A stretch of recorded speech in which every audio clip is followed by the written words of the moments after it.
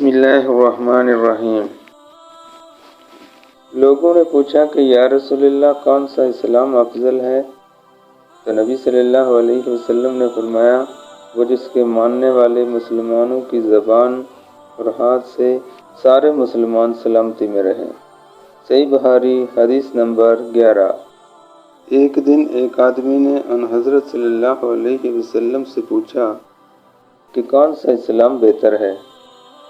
فرمایا یہ کہ تم کھانا کھلاؤ اور جس کو پہچانو اس کو بھی اور جس کو نہ پہچانو اس کو بھی، الغرض سب کو سلام کرو۔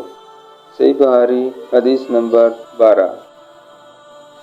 ان حضرت صلی اللہ علیہ وسلم نے فرمایا تم میں سے کوئی شخص ایماندار نہ ہوگا جب تک اپنے بھائی کے لیے وہ نہ چاہے جو اپنے نفس کے لیے چاہتا ہے۔